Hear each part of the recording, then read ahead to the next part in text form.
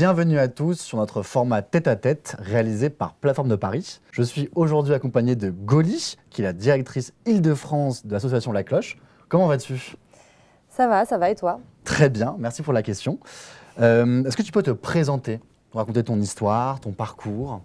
Oui, je m'appelle Goli Moussavi, j'ai 30 ans, née à Paris, j'habite à Paris. Je travaille donc à La Cloche là depuis un peu plus de 5 ans et demi. Je suis directrice Île-de-France de l'association. D'accord. Est-ce que tu peux présenter un petit peu La Cloche en quelques mots? Pourquoi tu les as rejoints aussi? Qu'est-ce qui t'a inspiré là-dedans? La Cloche, c'est une association qui a été créée en 2014 dans l'idée de recréer du lien social, de changer le regard sur le monde de la rue, favoriser le faire ensemble entre personnes avec et sans domicile et de toujours favoriser la participation des personnes concernées. On va le faire de plusieurs façons différentes. On va créer, labelliser des espaces inclusifs, comme un réseau de commerçants solidaires qui s'appelle Le Carillon. Ce sont des commerçants qui ouvrent leurs portes aux personnes en situation de précarité en offrant des services un peu simples mais essentiels du quotidien. Avoir un verre d'eau, accéder aux toilettes, réchauffer un plat au micro-ondes ou juste simplement discuter.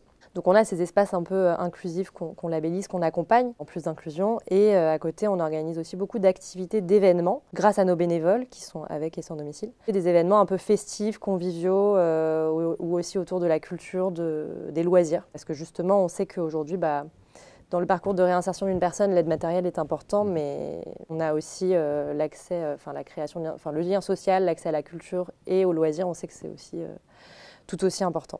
Ok. Et qu'est-ce qui t'anime justement dans ton métier? Qu'est-ce qui t'a poussé à rejoindre La Cloche en particulier? Je pense le fait de travailler avec l'humain, de replacer un peu l'humain au centre des priorités et la relation humaine. C'est ça qui m'animait le plus et qui m'anime d'ailleurs toujours autant. Et puis j'avais, je pense, vraiment envie de travailler dans d'avoir un métier qui avait sens pour moi. D'accord. Est-ce que tu peux nous parler un petit peu des grosses difficultés qui vous arrivent de rencontrer avec La Cloche et comment vous arrivez à y faire face, comment vous arrivez à vous souder justement pour grandir de ça? C'est toujours, c'est peut-être par rapport aux personnes qu'on rencontre et qu'on connaît. On se lie en fait avec des personnes, on travaille avec elles et dès qu'il y a quelque chose qui va pas, quelque chose qui se passe pas bien, ça peut nous impacter assez fortement. Et je pense que c'est plus ça, moi dans les difficultés que j'ai pu le plus rencontrer, c'était toujours vis-à-vis de qu'est-ce que ça me crée, qu'est-ce que ça crée chez moi comme émotion. Comment est-ce qu'on arrive tout de même à avancer et à continuer. Ce qui nous aide le plus à ce moment-là, c'est l'équipe. C'est le fait d'en parler, d'être ensemble, de franchir un peu cette difficulté, mais ensemble. Et à l'inverse, du coup, est-ce que vous avez des exemples de success story un petit peu qui vous est arrivé, et vous êtes hyper fiers, qui vous ont un petit peu inspiré? J'ai l'impression qu'il y a beaucoup de success stories dans le sens où moi je suis assez fière de tout ce qu'on arrive à faire et tout ce que les équipes de terrain arrivent à faire et tout ce que les bénévoles arrivent à faire. Donc, parfois on sort d'une activité, d'un événement, où les retours qu'on a suite à ce qu'on a fait sont hyper positifs. On ne se rend pas forcément compte des impacts qu'on peut avoir et derrière on reçoit des retours, mais vous vous rendez pas compte, c'était un super événement, c'était le meilleur de ma vie. J'adore cet assaut, j'adore passer du temps avec vous, j'ai l'impression qu'on me considère pour une fois. Moi, je suis assez fière de toute façon de l'équipe et de ce qui se fait au quotidien sur le terrain. Et quel est l'avenir du coup de La Cloche? Comment vous allez évoluer? Quelles sont les prochaines étapes? Les prochains projets qui sont en cours? Alors l'un de mes rêves pour La Cloche, ce serait que La Cloche n'existe plus. Ça en vrai, je pense que on est plusieurs à avoir ce rêve-là. Parce qu'on est là, on organise, on crée des projets autour de la solidarité et de l'inclusion, mais en fait si la vie se passait telle qu'elle, sans qu'on ait besoin de l'accompagner, ce serait merveilleux. Si on a un rêve, c'est celui-là. Par contre, l'avenir pour La Cloche, c'est toujours beaucoup de projets autour de l'inclusion. Notamment là, on commence à s'orienter pas mal sur des projets qui sont liés à la culture. Parce qu'on se rend bien compte que c'est un vrai besoin sur le terrain. Les personnes ont envie de participer à des activités, mais parfois elles ont aussi des talents et elles ont envie de mettre en place des activités autour de la culture et de l'expression artistique. Parallèlement, il y a énormément de lieux culturels qui existent. Alors, pas que à Paris, partout, notamment, partout en France. Et comment est-ce qu'on arrive à rendre ces lieux beaucoup plus accessibles pour des personnes qui n'ont pas les moyens de se rendre dans des lieux culturels. Donc ça fait partie d'un des projets aussi d'avenir, en tout cas toujours autour de la création de liens sociaux et changement de regard sur le monde de la rue, et en demandant toujours l'avis aux principales concernées. Alors pour l'instant, vous êtes présent à Paris, à Lyon, si je dis pas de bêtises.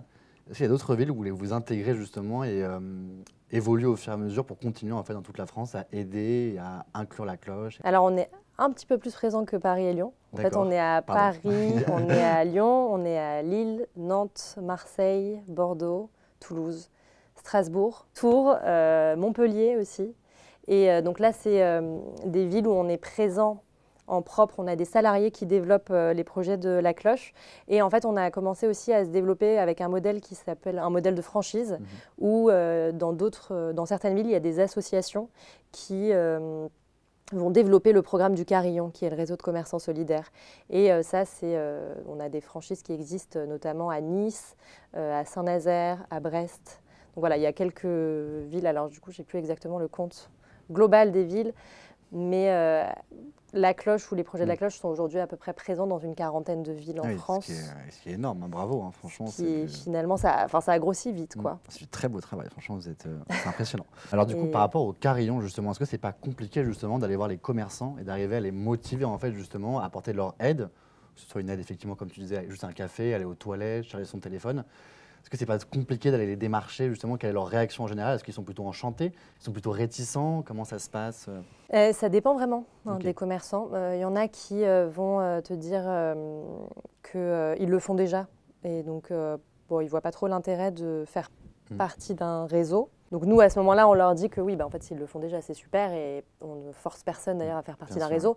Nous, on leur propose aussi un suivi, un accompagnement, de leur transmettre de l'information sur l'impact qu'ils ont. On a des commerçants qui sont tout de suite très motivés et qui veulent le faire. Il y en a même maintenant qui nous contactent en fait, ce qui n'arrivait pas du tout avant. Mais maintenant, on a des commerçants qui nous envoient des messages pour nous dire « Ah, je veux que vous veniez mettre le label sur mon commerce ». Puis on a des commerçants qui ne veulent pas parce qu'ils ont notamment peur de l'impact sur leur clientèle. Parce qu'ils ont peur que d'un coup, toutes les personnes en situation de précarité viennent consommer chez elles ou viennent s'installer chez elles. On leur dit que dans les faits, ça ne se passe pas du tout comme ça. Hein. Ce n'est pas parce qu'on met un label que tout d'un coup, tout le monde arrive. Oui. Et d'ailleurs, il y en a qui font partie du réseau et trouvent qu'ils ne voient pas assez de personnes. Et ça, c'est parce qu'au-delà d'installer un label et de faire partie d'un réseau, pour une personne, franchir un peu le pas de la porte sans être sûr qu'on a un bon accueil derrière, ce n'est pas évident. Oui. C'est à nous aussi de faire ce travail, d'amener petit à petit les personnes vers les lieux pour qu'elles se sentent à l'aise d'y retourner par la suite. C'est pour ça qu'on a organisé des événements au départ, des événements chez des commerçants pour rendre visible le commerçant. Impressionnant, bravo, encore une fois. Est-ce que tu pourrais nous raconter un petit peu toi, ton travail, ce que c'est qu'une journée type pour toi à la cloche? Il n'y a pas de journée type à la cloche. Il n'y a jamais de journée type à la cloche. Moi, j'ai un poste où je suis du coup directrice Île-de-France. Je fais une partie qui est de la levée de fonds, gestion de partenaires financiers, institutionnels, partenaires très parisiens ou franciliens. Je coordonne aussi du coup les équipes qui sont les équipes de terrain, management des équipes et formation des équipes. Appui sur le terrain, notamment de temps en temps et quand c'est nécessaire. Coordination de nouveaux projets, un peu quand on teste des nouveaux projets, et notamment un projet qu'on veut faire autour de la culture, coordonner un peu cette expérimentation et ce projet-là. Organisation des grands événements parisiens, type Noël. D'accord. Donc vous préparez un gros truc pour Noël là. On prépare un gros truc pour Noël. On n'a pas pu depuis 2019 faire un gros truc à cause du Covid. Et là, c'est la première année où on décide de le refaire. Ouais. Est-ce que tu peux nous en dire un petit peu plus? Ou c'est pas encore officiel, donc tu préfères Si, je peux en dire un peu plus. On prévoit d'organiser une fête pendant l'après-midi du samedi 17 décembre à la Maison des Métallos, qui est un lieu culturel dans le 11e arrondissement. D'accord. Mais je ne peux pas en dire beaucoup plus parce qu'on est en plein dans l'organisation. Mais en gros, voilà, bien. Merci beaucoup pour cette petite exclue. Alors, comment tu pourrais aider les autres et leur donner envie en fait, de s'engager au quotidien? Pour lui donner envie, je dirais qu'en fait, c'est assez simple de s'engager. Et c'est accessible et pas besoin d'être pro du social pour le faire. Le fait de, dans un premier temps, considérer l'autre, regarder, parler, c'est énorme en fait. C'est déjà quelque chose qui est énorme et c'est pas facile parce qu'on sait très bien que beaucoup de personnes se sentent impuissantes face Il y a souvent des peurs aussi, des méconnaissances de l'autre, beaucoup de préjugés peurs. qui font que... Tout à fait. Et une fois qu'on arrive à déjà s'informer sur les publics, s'informer sur ce que c'est qu'aujourd'hui la précarité, et notamment en France, parce qu'en fait, on a beaucoup de préjugés sur ça, mais on voit bien aujourd'hui qu'est-ce que c'est. Enfin, il n'y a pas un profil de personnes à la rue. En fait, il y en a énormément. Il y a des familles, il y a des retraités, il y a des jeunes, il y a des personnes qui sont en situation d'exil. Enfin voilà, il y a énormément de personnes très différentes et du coup, on ne peut plus avoir ce préjugé et forcément cette peur. Et donc, juste d'abord cette information et ensuite considérer l'autre, parler ou même sourire en fait. Je pense qu'on ne se rend pas forcément compte que le sourire peut être très puissant. Ce qui est important, c'est de parler. Et, nous, on dit toujours dans nos formations, dans nos ateliers, ne jamais donner quelque chose à quelqu'un sans lui avoir demandé avant. Parce qu'en fait, on ne sait pas ce qu'elle aime, on ne sait pas ce qu'elle n'aime pas, on ne sait pas si elle a des allergies.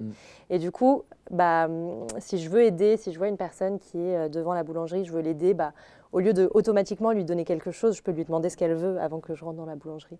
Du coup, ça passe pour moi par le contact humain et par la parole et le fait de considérer et discuter. Et en effet, nos bénévoles nous ont souvent dit que c'était quelque chose qui changeait en fait quand elles font la manche ou quand elles sont dans ces situations où elles demandent quelque chose, quand on les considère et qu'on leur parle comme à toute autre personne, ça fait du bien en fait. Ça fait du bien de se sentir considéré, effectivement. Ouais. Donc, vraiment, il faut conseiller aux gens de franchir le pas, de ne pas avoir peur de l'autre en fait justement, et voilà quoi, de se découvrir par rapport à ça. Et même juste de sourire déjà dans un premier temps. Pour commencer effectivement. Écoute, merci beaucoup. Alors, on finit toujours par le petit mot de la fin à chaque fois. Vivons bien, vivons ensemble.